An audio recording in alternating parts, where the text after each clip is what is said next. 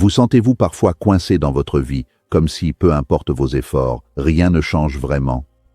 Et si je vous disais que la clé pour transformer radicalement votre vie ne réside pas dans plus de travail ou de chance, mais dans vos standards personnels? Oui, ce que vous tolérez, ce que vous acceptez pour vous-même, détermine exactement où vous vous retrouvez demain. Restez avec moi jusqu'à la fin de cette vidéo et découvrez comment élever vos standards peut littéralement réécrire votre destin et ouvrir des portes que vous n'osiez même pas imaginer.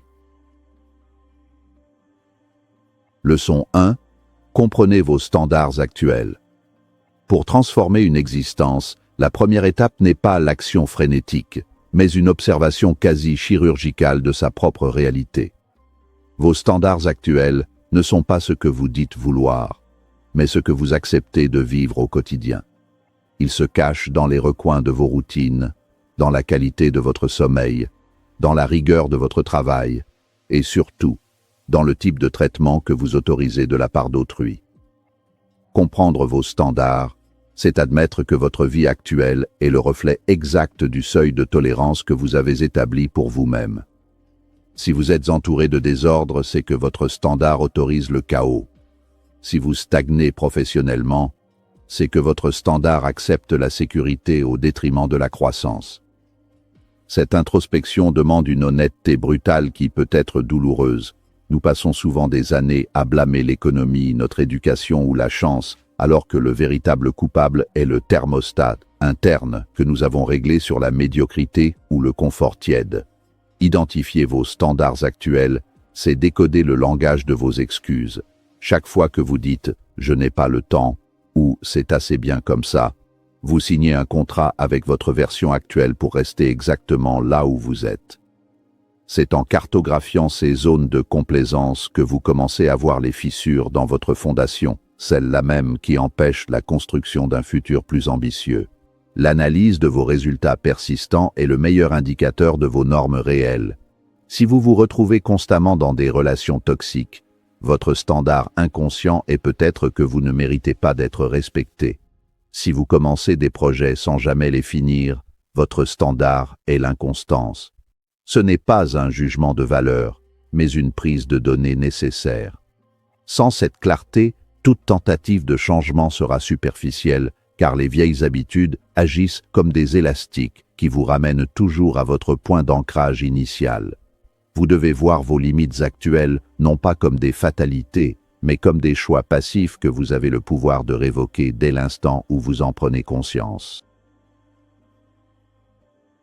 Leçon 2. Décidez de ce que vous méritez vraiment. Une fois le constat effectué, l'étape suivante réside dans l'acte de décision radicale. Décider de ce que l'on mérite ne relève pas du simple souhait ou de la pensée positive. C'est un engagement viscéral envers une nouvelle identité. Vous devez tracer une ligne dans le sable et déclarer « Ceci est désormais le minimum acceptable pour moi ». Ce passage de « je devrais » à « je dois » change radicalement la chimie de votre motivation. Le mérite n'est pas une récompense qui tombe du ciel, c'est une exigence que vous imposez à l'univers et à vous-même. En élevant vos standards, vous cessez de négocier avec vos ambitions et vous commencez à les traiter comme des impératifs non négociables. La vision idéale de votre vie ne doit pas être un rêve lointain, mais le point de référence de vos nouveaux standards. Si vous aspirez à une santé de fer, votre standard ne peut plus tolérer une alimentation médiocre sous prétexte de fatigue. Si vous voulez devenir un leader, vous ne pouvez plus accepter de fuir les conversations difficiles. Élever ses standards, c'est aligner sa tolérance sur sa vision.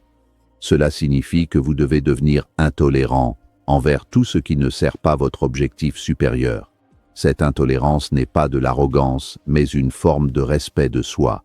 Plus vos standards sont élevés, plus vous filtrez naturellement les opportunités de basse valeur pour laisser place à des résultats puissants et significatifs. Le processus de décision implique également de définir clairement ce que vous refusez catégoriquement. La clarté vient autant de ce que l'on rejette que de ce que l'on accepte. En disant non à la procrastination, non aux relations qui vous tirent vers le bas et non au travail bâclé, vous créez un vide fertile qui sera nécessairement comblé par l'excellence. Votre valeur sur le marché de la vie est directement proportionnelle à l'exigence que vous avez envers vous-même. En décidant que vous méritez le meilleur, vous vous donnez la permission psychologique de poursuivre des objectifs qui vous semblaient auparavant hors de portée, transformant ainsi votre réalité intérieure avant même que les résultats extérieurs ne se manifestent. Leçon 3. Agissez au niveau de vos nouveaux standards. La décision sans action est une illusion. Pour que vos nouveaux standards deviennent votre réalité, ils doivent être incarnés par des gestes concrets, immédiats et répétés. C'est ici que la plupart des gens échouaient. Ils changent leur vocabulaire mais pas leur comportement. Agir au niveau de vos nouveaux standards signifie que vos actions quotidiennes doivent être en avance sur vos résultats actuels. Si vous avez décidé de devenir un entrepreneur à succès, vous devez travailler avec la discipline d'un PDG de multinationale, même si vous travaillez encore seul dans votre garage. Vos actions sont les preuves que vous apportez à votre cerveau pour valider votre nouvelle identité. Chaque petite décision est un vote pour la personne que vous devenez. Lorsque vous choisissez de vous lever à l'heure malgré la fatigue, de peaufiner un dossier alors que personne ne le remarquera immédiatement, ou de tenir vos engagements alors que ce serait plus simple de les rompre, vous agissez selon vos nouveaux standards. Ces micro-choix sont les briques de votre futur. Ils construisent une intégrité personnelle inébranlable. Si vos actions sont en deçà de vos ambitions, un conflit interne se crée, générant du stress et de la culpabilité. En revanche, lorsque l'action et le standard sont alignés, vous ressentez une puissance et une clarté qui propulsent votre productivité vers des sommets inexplorés. L'action de haut niveau exige également d'abandonner le besoin de gratification immédiate. Les nouveaux standards demandent souvent des efforts accrus pour des récompenses qui n'apparaissent que bien plus tard. C'est la capacité à maintenir une excellence constante dans le vide qui sépare le leader du suiveur. Vous devez agir comme si vos standards étaient déjà votre norme biologique. Cela demande une vigilance de chaque instant. Ne laissez aucune tâche, aussi triviale soit-elle, être accomplie avec moins que votre meilleur effort. En traitant chaque détail avec une rigueur renouvelée, vous envoyez un message clair au monde. Vous n'êtes plus la même personne et vous n'acceptez plus les résultats d'autrefois. Leçon 4. Entourez-vous de personnes qui élèvent vos standards. L'être humain est un animal social dont les comportements sont largement dictés par l'osmose. Si vous êtes la personne la plus ambitieuse ou la plus disciplinée de votre cercle actuel, vous êtes en danger. Vos standards finiront par s'éroder pour s'aligner sur la moyenne de votre entourage, car le besoin d'appartenance est souvent plus fort que le besoin de réussite. Pour maintenir et élever vos standards, vous devez consciemment choisir un environnement humain qui rend l'excellence normale et la médiocrité inconfortable. S'entourer de mentors et de pairs qui ont déjà atteint les sommets que vous visez crée une pression positive qui vous tire vers le haut de manière presque automatique. Rechercher des personnes qui vous poussent à devenir meilleur est un acte de survie stratégique. Ces individus ne sont pas là pour flatter votre ego, mais pour remettre en question vos excuses et souligner vos angles morts. Un mentor de haut niveau ne tolérera pas de vous entendre dire que vous avez fait de votre mieux si votre travail est insuffisant. Il vous confrontera à vos propres promesses. Cette friction est nécessaire pour polir votre caractère. En fréquentant des gens dont les standards sont déjà plus élevés que les vôtres, vous redéfinissez ce qui est possible et normal. Ce qui vous semblait être un effort héroïque devient soudainement le strict minimum lorsque vous voyez vos pairs l'accomplir chaque jour sans se plaindre.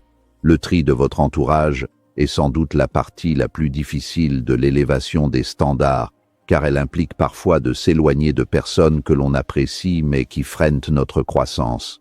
Cependant, vous ne pouvez pas voler avec les aigles si vous continuez à gratter le sol avec les dindons. Votre temps et votre énergie mentale sont vos ressources les plus précieuses. Les gaspiller avec des personnes qui valident vos plaintes ou qui se complaisent dans la stagnation est une trahison envers votre futur. Recherchez activement des communautés, des réseaux et des amitiés où la conversation porte sur les idées, les projets et l'amélioration de soi, plutôt que sur les gens et les problèmes. Votre environnement est la rampe de lancement de vos nouveaux standards. Leçon 5. Ne revenez jamais à vos anciens standards. L'ascension vers de nouveaux sommets est difficile, mais la descente est d'une facilité déconcertante. Le plus grand défi de la réussite n'est pas d'y arriver, mais d'y rester et de continuer à progresser. Une fois que vous avez goûté à l'excellence et que vous avez élevé votre niveau de jeu, le retour en arrière est une forme de mort lente pour l'esprit. La constance est le ciment qui transforme un effort temporaire en un succès durable. Le piège classique est de relâcher la pression une fois que les premiers résultats arrivent. C'est précisément à ce moment-là que vos anciens standards essaieront de reprendre le dessus, déguisés en repos mérité ou en juste cette fois. Maintenir vos nouveaux standards demande une discipline qui survit à la disparition de la motivation initiale. Votre engagement doit être ancré dans une identité profonde. Vous n'êtes pas quelqu'un qui essaie d'être rigoureux, vous êtes quelqu'un de rigoureux. Cela signifie que même dans les jours sombres, même quand vous êtes fatigué ou que personne ne regarde, vous ne transigez pas sur vos principes. Si vous autorisez une exception, vous créez un précédent. 2 exceptions créent une habitude, et une habitude de régression suffit à détruire des mois de progression. La fidélité à vos nouveaux standards est le test ultime de votre intégrité envers vous-même. Votre futur dépend entièrement de cette capacité à ne jamais redescendre. Chaque niveau de réussite apporte de nouveaux défis qui tenteront d'ébranler votre résolution. En refusant de revenir en arrière, vous vous forcez à évoluer sans cesse pour faire face à ces défis.